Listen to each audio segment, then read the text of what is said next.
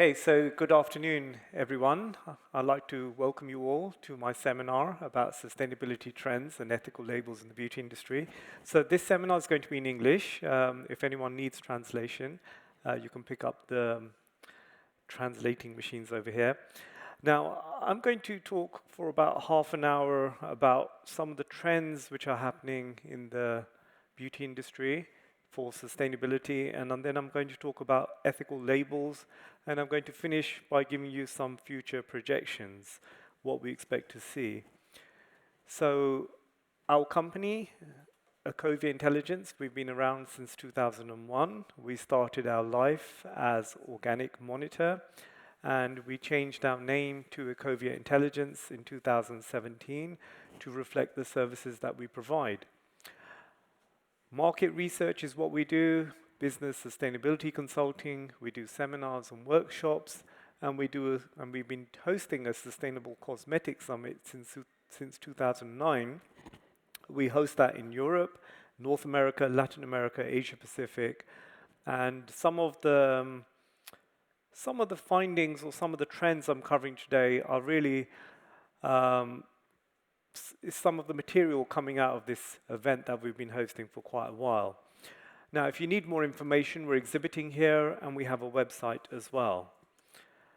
Now, I'm going to start my presentation with some pictures, and these are pictures from the pandemic. And when the pandemic first started in 2020 in spring, a lot of environmentalists said, this is good for the planet. They said, production, waste has gone out of control, and maybe this is the reset which the planet needs. Now, over 2 years later, what we've seen is there's millions of face masks and hand sanitizer bottles. A lot of waste has happened, exponential increase in waste in the last 2 years because of the pandemic. And initially, they were saying that this is going to be good for the planet because the carbon emissions would be going down. Now, we did see a dip in carbon emissions in 2020, but they've continued to increase. And what we've seen in parts of Africa, in Asia, there's been a big increase in poaching because of a fall in tourism, a fall in policing, and indigenous communities in the Amazon and different parts of the world, they've been disproportionately affected by the pandemic because they don't have the same access to healthcare facilities that we do here in the West. So, in terms of sustainability, the pandemic has been a disaster. Apart from the loss of life, it's had a very negative impact on the environment, it's had a negative impact in terms of social communities, but also in terms of wildlife. And this leads to a question here. When you talk about sustainability, the traditional model is that of the Brundtland Commission. And what they say is sustainable development is where 3 pillars intersect. It's the social, environmental, and economic pillars. Now, this model was introduced in 1987, 35 years ago. We've just gone through a pandemic where we've seen millions lose their life. We've seen a health and social crisis. So the question I want to ask there is that approach still relevant today? The world has changed so much just in the last 2 years, and this model introduced over 30 years ago, people are still talking about that for sustainability. So maybe we need to look at a new approach, that the old model which was introduced in 1987, the world has changed so much since then. And it's not just a pandemic, mobile devices, the way we lead our lives, the way sustainability has evolved. So maybe we need to look at a new model or a new way at looking at sustainability. And we think the solution lies in this. It's about moving towards a circular economy, where we're moving away from linear models of consumption, where we're buying a personal care product, we're using it, we're putting the packaging in the bin, and then it goes to landfill, or it goes into a waste ocean, it goes into the ocean or some marine ecosystems. Maybe we need to look at designing products where everything is either repurposed or reused at the end of the life cycle. So we need to think of a new design approach so that not just personal care products, but all the products that we use do not have an end of life. Because in nature, there is no such thing as waste. Things, when they reach the end of their life, they get repurposed, they get reused, they're nutrients for something else. And there are signs that the cosmetics industry is already moving in that direction. You've got Unilever, they've got over 600 manufacturing sites which are creating zero waste to landfill. P&G, over 85% of their manufacturing sites are now producing zero waste to landfill. So the beauty industry is already realizing that we need to become more sustainable, and some of the big operators are moving towards zero waste. Another manifestation of that trend is upcycling. Upcycling is when you're using waste products from one industry as a raw material or feedstock for new ingredients. And I've got examples here from the cosmetics industry. I've got a Taiwanese brand called Hero Right, and this is I think it's quite a good innovation because people are talking about upcycling now, but they introduced this product range over 10 years ago. And it's a range of natural hair care products which are made using spent coffee grounds, and now they're using goji root berries, spent grains in their formulations for their products. In the UK, you have Upcircle Beauty, which is in the bottom right corner for you. And their whole business model is based on upcycling ingredients from the food industry to make personal care products. And then you've got Dr. Kraft, which was also launched in the UK, and they're taking blackcurrant pulp from the drinks industry, and they've used that to make a natural hair dye, which can be used as a safer and healthier alternative to synthetic dyes in the beauty industry. And now we're also seeing innovation like this. This is the American company called LanzaTech, and it's not just when you're talking about using waste from an industry, it doesn't always have to be food side streams or food byproducts. What they're actually doing is they're taking greenhouse gases and they're taking them on a large scale, and they're going through some chemical process, fermentation, and then what they're doing is they're producing ethanol, which is a starting point to produce packaging as well as cosmetic ingredients. So what they're doing is they're taking greenhouse gases, and that's the starting point for new materials that are being used in the personal care industry. And L'Oreal actually launched the first plastic bottle using those carbon captured molecules last year. And when we're talking about a circular economy, it's about moving away from materials which do not decompose or biodegrade in nature. It's about moving away from plastics. And what we're seeing in this industry is more and more companies are moving towards sustainable packaging materials. You've got Sulapak, the Finnish company. They're using wood chips as a raw material for their packaging. You've got Quadpack, which is moving towards glass, and wooden caps, which are biodegradable. You've got Lush, the ethical beauty brand, and they're using cork, which is used by the wine industry to produce product packaging. And then you've got the New Zealand brand Ethique, which is not using any plastic packaging at all. And we're also seeing innovation here as well. The Body Shop in 2019, they launched the first range of products using fair trade plastic. And what they did was they worked with waste collectors in India, where they were actually collecting waste from landfill. They got it together and they produced new packaging from that, which is certified as fairly traded plastic. And that's the first initiative in the world where you've got fairly traded plastic.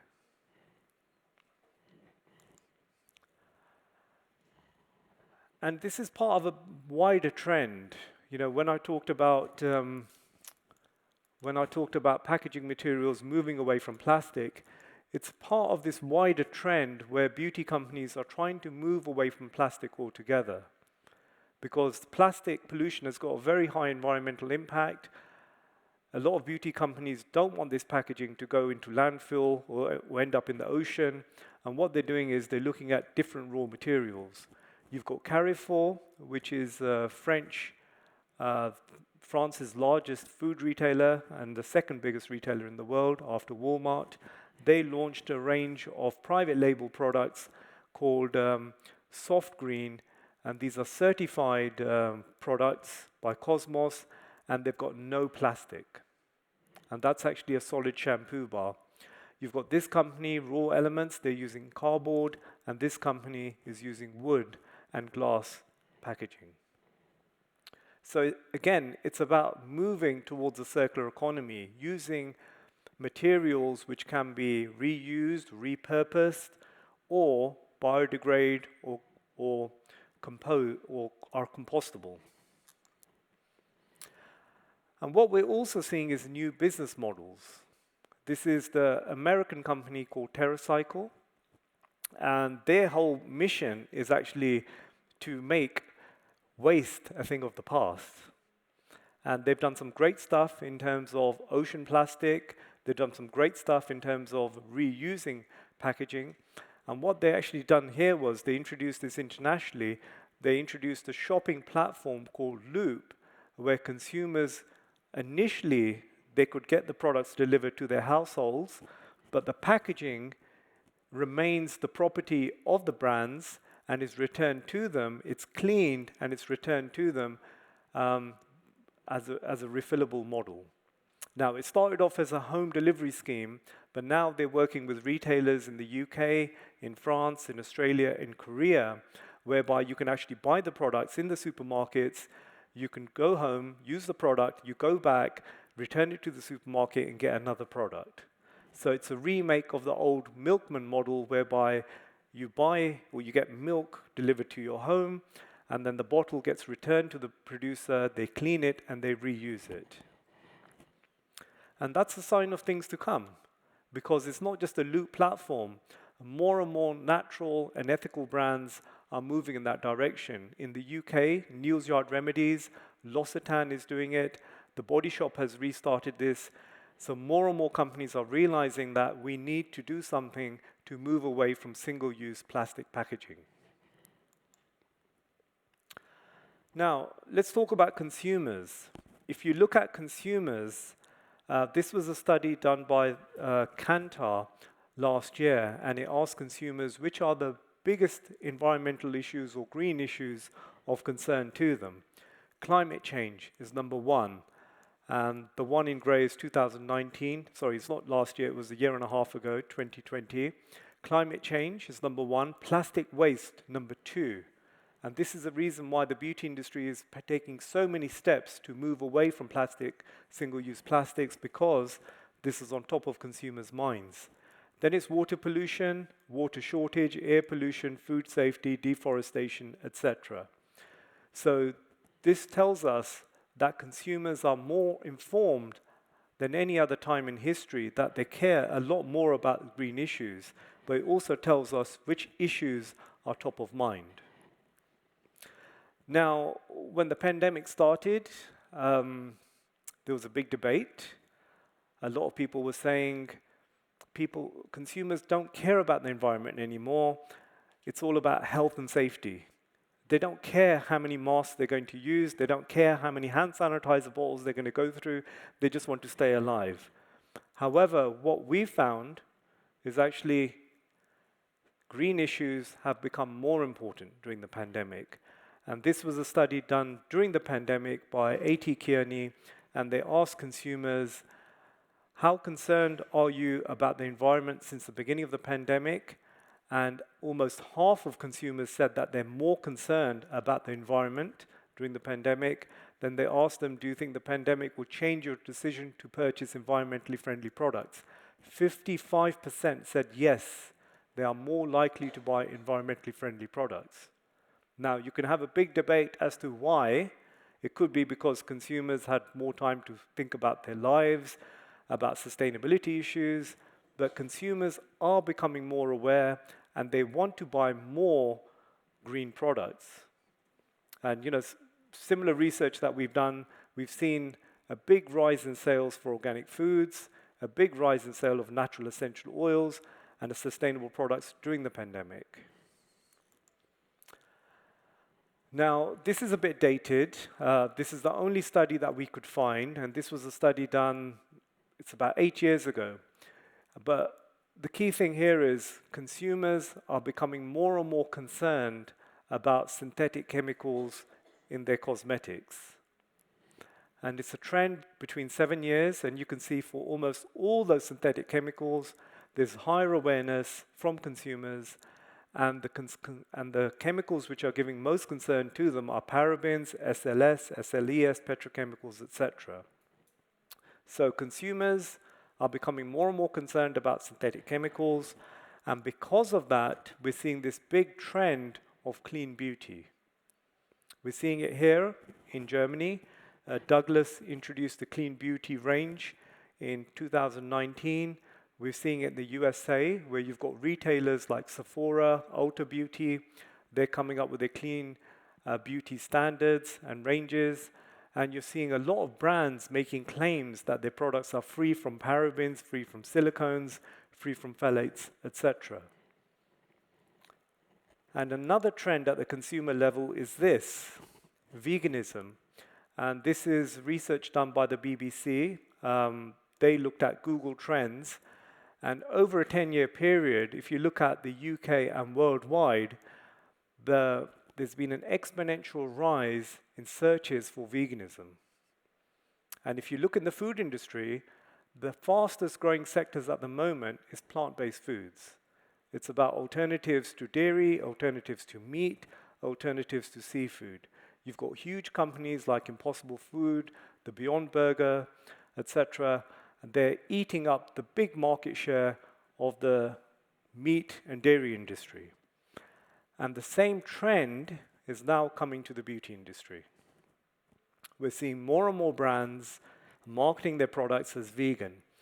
This is actually a brand of Unilever, Love, Beauty and Planet. It's not certified, but it's marketed as vegan. And the Vegan Society, I was actually very surprised that the Vegan Society, they've been certifying products for over 40 years, mainly food, but now I was surprised to find out that more than half of their licensees of 52,000 certified products are now from cosmetic products. And that's very surprising because, vegan, you don't associate with cosmetics, but that just shows you the way this industry is moving. An announcement last year by the Body Shop, they actually said that their entire product range will become fully vegan certified by the end of 2023. So consumers are becoming more ethical, consumers are becoming more sophisticated in terms of their product needs. They want clean formulations, but they also want ethical products. And a manifestation of that trend is this, looking for the vegan logo or looking for products which are vegan. And this is part of a wider trend, the wider trend of ethical labels. Vegan is just one label. What you're seeing is more and more brands are marketing their products on ethical labels. And we're defining ethical labels as a scheme that represents some ethical, environmental, or social attributes. So it covers natural, organic, fair trade, lower environmental impact, carbon neutral, etc. This trend has started off from the food industry, and just to give you a historical timeline, it's nothing new. The first trademark which was introduced was actually here in Germany almost 100 years ago, Demeter. 1990 was when the vegan trademark was introduced, Rainforest Alliance, but most of the developments have happened in the last 20 years. We've seen the EU organic logo, the International Fair Trade mark. We're seeing things like non-GMO in the US. We're seeing RSPO, MSC being launched. We're seeing most of the developments in the last 15, 20 years. And this trend has started off in the food industry and is moving to the cosmetics industry. The biggest ethical labels in the cosmetics industry are natural and organic. They've grown from 5 labels to about 30 in the last 10 years. The major ones are Nutru and Cosmos. I believe combined they've got over 40,000 certified products. In North America, you've got USDA Organic, which is a standard for organic foods, but is used for cosmetics. You've got Made with Organic, NSF, NC305, NPA, and you've also got similar standards in Latin America. However, the question there is, if your brand has an international presence, like if you're a L'Oreal or if you're an Estee Lauder, what do you do? Because these standards very much have a regional following. The fair trade label. This is given to cosmetic products which contain certified fair trade ingredients. We're talking about ingredients which are primarily grown in the southern hemisphere. In the beauty industry, it's things like cocoa, it's sugar, it's green tea, shea butter, etc. And what we're seeing is more and more cosmetic products are having the fair trade mark because it tells consumers that the product has ethical ingredients, that producers in the third world, developing countries, are getting a fair price for those ingredients. Another ethical labels or other ethical labels which are becoming very popular are lower environmental impact products or environmentally friendly products. The most popular here in Europe are Nordic Eco Label, EU Eco Label. That's been introduced by the European Union. Here in Germany, it's Blue Angel. Now, how this works is this. They do a life cycle analysis of the products. They work out how to reduce the environmental impact. And then, if you meet that criteria, you can get your product certified. Now, the big difference between this eco-label, these eco-labels, and the ones I've talked about before, these are across industries. You see them on TVs, washing machines, cosmetics, food products. You can see them on all types of consumer products. So they're not specific to cosmetics. Now, before I talked about the circular economy, and the best certification we think is for the circular economy is the cradle-to-cradle certification scheme introduced by Professor Michael Braungart, William McDonough. They've come up with this cradle-to-cradle thinking that products should be designed so that they don't have an end of life, but then they reach another life. Either they're repurposed or they find a new life as a new material. And this certification scheme is now taking off in the cosmetics industry. You've got some very interesting products. L'Oreal, they've got a range of natural hair care products which are certified cradle to cradle. A year and a half ago, Calvin Klein launched the first certified fragrances, which are cradle to cradle. And then you've got Garnier, which became the first mass market brand to adopt cradle to cradle for its skincare products. And talking about ethical labels, what's new is this. Initially, you used to have natural, organic, you used to have fair trade, and these certification schemes were across the board. But what we're seeing now, in the last few years, is more and more labels being introduced for single ingredients. The RSPO is probably the most established. It represents sustainable palm oil. You now have a scheme for sustainable sugar. You've actually got 2 schemes, or at least 2 schemes for sustainable soya, ProTerra and Roundtable for responsible soya.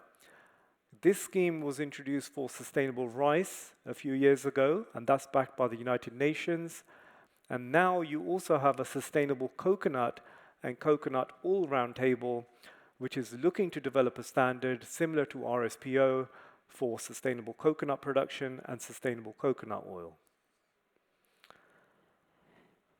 Now, what we're seeing is more and more ethical labels, and we're seeing proliferation.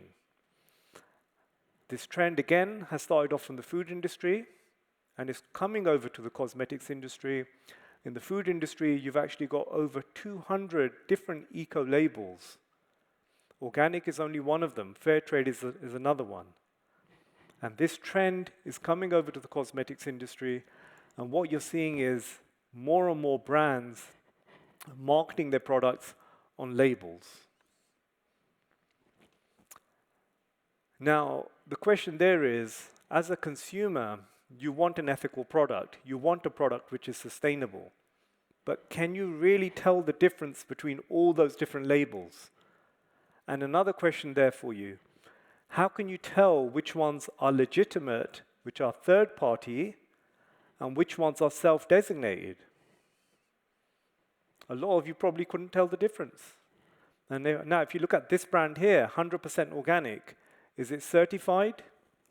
No. GMO-free, again, it's self-designated. Cruelty-free, self-designated. Over here, USDA organic. Then they've got the Leaping Bunny, Fair for Life. They've got another certification which I can't read, non-GMO. Now, the danger herein is that consumers may switch off. They want a product which is ethical. They want a product which is sustainable. But do they really want to have so many different labels? So I'm going to close by giving you some projections, what we expect to see in the future.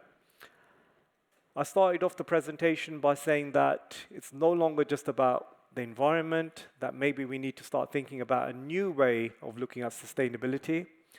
And especially in the last 2 years, health and social issues have become so important during the pandemic. Maybe we need to look at sustainability with a fresh lens. Consumers are becoming more and more sophisticated. They're asking more and more questions about the cosmetic products they buy. They're looking at formulations, they're looking at ingredients, they're looking at packaging, they're looking at pollution. So consumers' expectations are rising. And partly as a result of that, we're seeing more and more sustainability schemes, charters, and logos, something which I've showed in this presentation here. We're also seeing a diverse source of green materials. Now, originally, when you talked about green in terms of ingredients, it meant plant-based. Now you're seeing ingredients which are green, which are algae-based, which are made from sustainable feedstock, which are coming from, say, greenhouse gases, which I've given an example before. There's companies which are making ingredients in biorefineries, and these are also approved by certification agencies like Cosmos and Nutru. The way forward, we think, is that the beauty industry needs to make a transition towards a circular economy. However, we also need to address consumer behavior. Now, I'm going to cover that last, but the key message here is sustainability is becoming more complex. Originally, when the beauty industry looked at sustainability, it was just about environmental impacts. It was about natural, organic, let's reduce our impacts, but now the issues have become far more complex. Now, the last thought I want to leave you is this. The cosmetics industry is taking a lot of steps to have green formulations. They're getting their products certified. They're using green ingredients.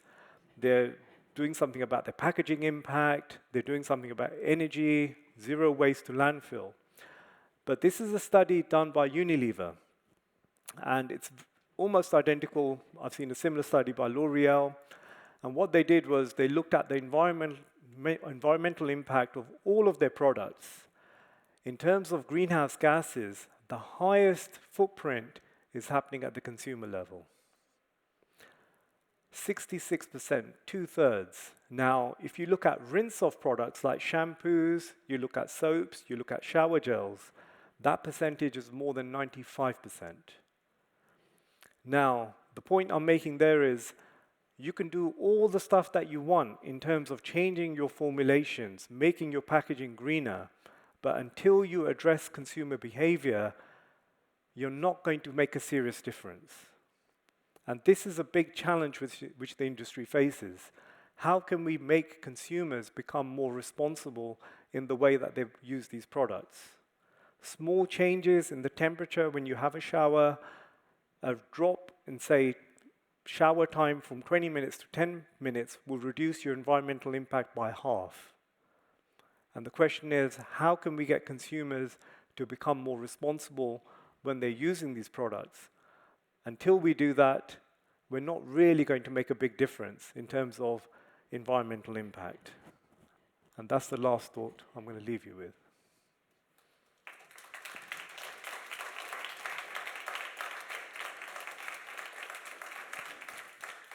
Okay.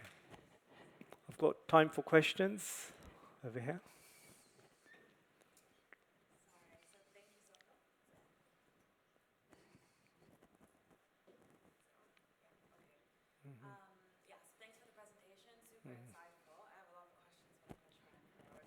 Okay. Mm-hmm.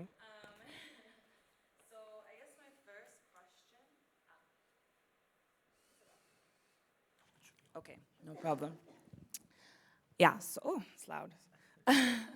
So my first question is surrounding the beginning of your presentation, which was talking about alternative materials that are being used in cosmetics for packaging, et cetera, right? And I think we're seeing a large trend even with some of the booths here that are offering like wood or cork. But I guess my question is this really a sustainable move, or is this too close to greenwashing, right? Because in order to produce this, you are cutting down trees, which is adding to deforestation, which is also adding to climate impact, right? So there's that. So even though it's not plastic and it's more natural, et cetera, it's still a huge impact on the climate. I mean, just paper manufacturing is a huge impact on the climate. So there's that. And then also with glass. And with the glass portion of it, I guess I'm not as knowledgeable, so I won't make like a blanket statement, but I also heard somewhere that glass manufacturing also has a huge carbon footprint. So while it is reusable, because we're not necessarily taking like the same shape of the glass and reusing it when we're doing this like recycling process, I mean, I think some glass is like reformed, reshaped, which again is emissions of carbon. I guess my curiosity is, are we actually making sustainable movements, or are we just doing this greenwashing thing? Because I think if we look at the data that's currently been put out, that's been put out like 10 years ago on where the climate is going, it's very quickly deteriorating. And if we're only making these like, excuse my language, but like half-ass movements towards sustainability, like, is this really a solution? Very good point. Okay. I could talk about it for quite a long time. I'm going to try to give you a simple answer. In my last slide, I said sustainability is becoming more complex. Now, the question is, you've got to ask yourself, how do you want to reduce your impact? You're right, by using plastic packaging, you're going to have lower carbon emissions, it's going to be less energy intensive by using glass, and you're not going to have to grow trees, etc. So it's, you're not going to be destroying plants or whatever else. But then with the plastics, you have an issue about recyclability, and the amount of recycled plastics, I think, is less than 5%, a question of biodegradability and compostability. So the question is, what happens to that plastics at the end of its life cycle? Now, the question which the industry is asking, or you as a consumer has to ask, is would you rather buy a product which has a packaging which has a higher impact in terms of greenhouse gases, but can be used infinite number of times, or use another packaging which is, say, cardboard, which involves trees being grown, but at least it biodegrades. So it's the way I look at it, it's all different shades of grey. It's not a black and white answer. Some things are going to be better in terms of climate change. Others are going to be better in terms of biodegradability. Others will be better in terms of, in terms of waste, pollution. So there is no silver bullet. It's all about trying to make a difference. And I think it's up to the brand owners or up to you as a consumer how you want to make that difference. Okay, so there is no short and fast rule. Okay, any other questions or comments? Can you?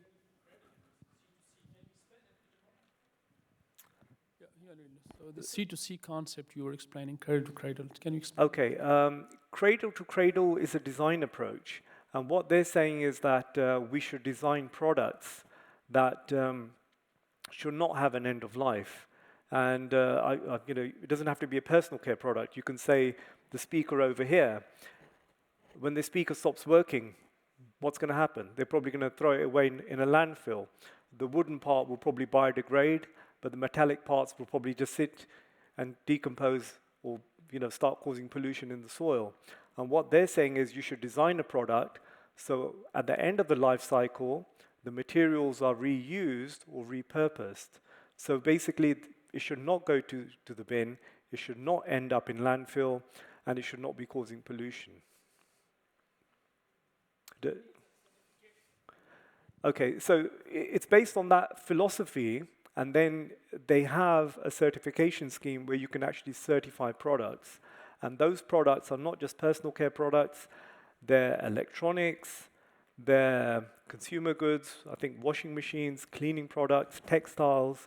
So it's about designing products which can be repurposed or reused an infinite number of times. Okay, so it's a way of kind of moving away from waste. So nothing should end up in the bin, nothing should end up in the waste stream. Okay. Another question? Go on.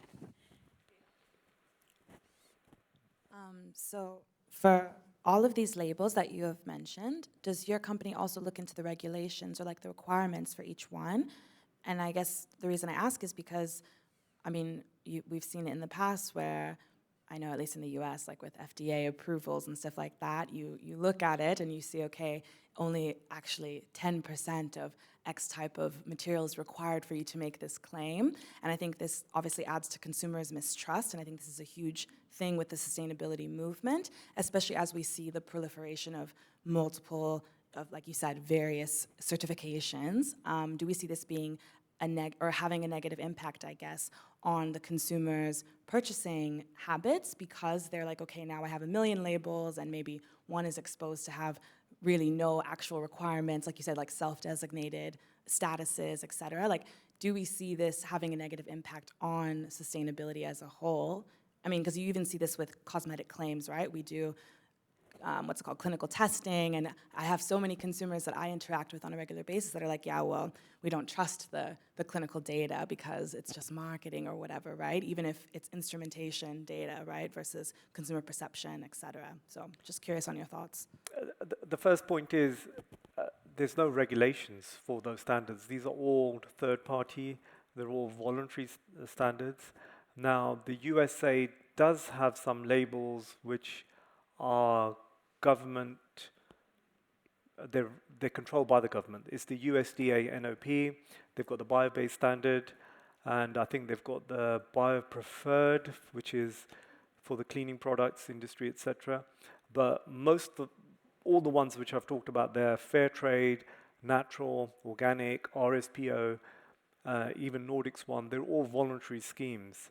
So regulation doesn't really cover it, but where regulations does cover it is advertising authorities. Sometimes if a company is making a claim their product is organic and they only got, say, 1% organic ingredients, then a complaint can be made, and then the authorities can actually tell them, look, substantiate those claims, otherwise stop marketing your products that way.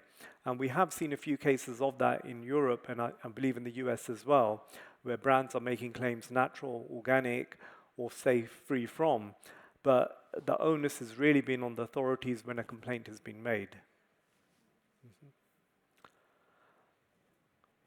Okay. If anyone wants a copy of the presentation, they can leave their business card or they can go to our website and request it. I'll be happy to share it with you.